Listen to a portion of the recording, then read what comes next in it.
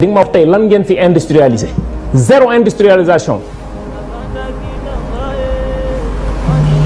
tey jii réew moomu ñun la ñu doon seen jublaŋ yi ngeen fi def pendant 12 ans on parle des milliards des centaines de milliards des milliers de milliards vous osez me demander que ni xamuñu fan la milliards yi jóge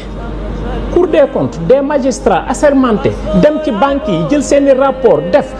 cumul yi génn lépp ay chiffres ngeen ni ce sont des chiffres masqués li ci kanam rawuli bët suul bukki sulli bukki bukki ba mujj ba moo lay rey et ñun bëgg ñoo tabax ci biir sable mouvant nous voulons des fondements durs luñ ci bëgg a teg après ñu teg ko ci. Le chemin le plus sûr c'est la droiture. La droiture du gauche ou la droite jub jubal jubbanti loolu mooy dëgg. Vous avez doublé le chômage après 12 bonnes années dans un pays qui se nomme le Sénégal 192 722 km². Tes superficies maritimes sont supérieures à tes superficies terrestres yow nga toog jël 5 ans joxe ko sa géej ci 10 milliards 700 km de côte de Elinkine à Saint-Louis c'est une honte. nga jóge ci loolu 37 ressources naturelles dans ton pays zéro industrialisation c'est une honte 5% 10% c'est une honte.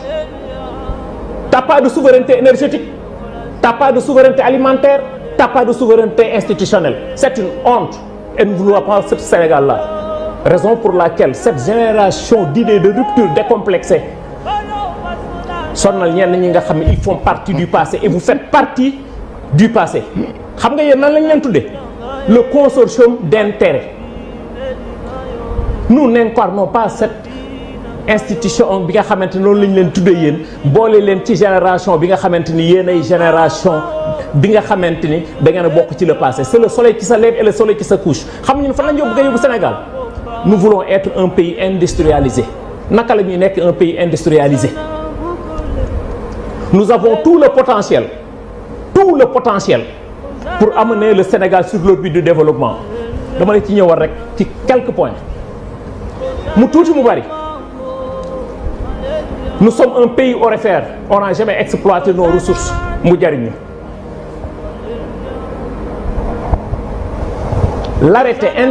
L'arrêté ministériel 099-31 qui a été signé le 18 juin 2014 fixant les modalités d'ouverture de fonctionnement de métaux précieux et de pierres précieuses muy comptoir national d'or kenn mësu ko gis Sénégal depuis l'indépendance à nos jours mësu fee am.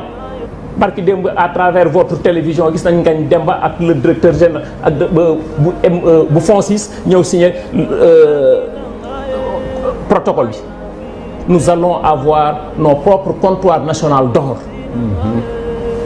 ci lancé boobu ci la signé waale aussi le raffinage de l'or du Sénégal parce que dañ ko war a jariñoo moo tax le fameux projet GTE grand transfert d'eau nga xamante ni février lañ ko lancé ça va toucher 15 millions de Sénégalais comment se fait-il que tey adduna bi di tiitaroo lan la ñuy tiitaroo xam nga ci ère lan lañ nekk tey nous sommes à l'ère de l'hybride bimodal et de l'hybride d'énergie hybride bimodal mooy njàng mi nga xamante ne tey dañoo jàpp ni muy njàngum ci classe yi ak njàng mi nga xam ne en ligne la de l'énergie mooy li nga xamante ni yëpp ressource loo xam ne mën nañoo jox énergie parce que tant que amuñu cette souveraineté énergétique on ne peut rien produire mënuñoo dem fenn moo tax mënuñu am plus de 3000 heures d'ensoleillement s'il ne restait que sur l'irradiation de 8 heures de temps moo tax mënuñoo bàyyi le solaire mënuñoo bàyyi éolienne bi mënuñoo bàyyi tey jii gaz bi loolu yëpp dafay dugg tey ci li tax ñu am souveraineté énergétique de passage di wax aussi may nuyu le directeur général de la SAR tey jii le pétrole qu'on a revenir nañu tey jii non nous ne sommes pas là pour prendre nos matières premières di ko jaay en brut nous allons industrialiser nous avons une deuxième raffinerie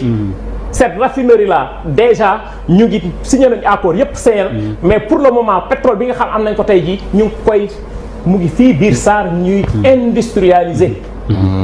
dañuy am sunu gasoil bopp am sunu essence bopp am sunu kérosène bopp am sunu mazout éthane méthane bopp am sunu nafta bopp nga xamante ne tey jii boo duggee sur l'industrialisation ba def li nga bëgg def pétrochimie sax mën nga am loo xamante ni bidon yi caoutchouc yi yaa koy defal sa bopp kon nous avons tout le potentiel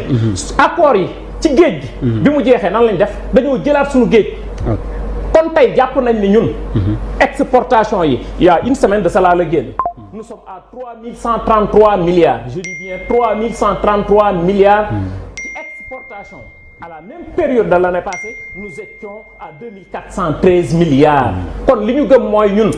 lépp loo xamante ni dañ koo béy dañ koo war a transformer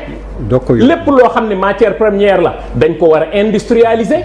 enfin pour un Sénégal industrialisé sunu doom yi nga xamante ne dañoo jël géej gi fan la ñu jëm boo leen waxee dans les pays industrialisés ñun le 66% des matières premières du monde proviennent de l'Afrique le Sénégal en a plus de 37 zéro industrialisation c'est une honte nous ne voulons pas cette genre ñi nga xam ne dañoo jàpp ne loolu mooy cette expérience bu fekkee loolu mooy expérience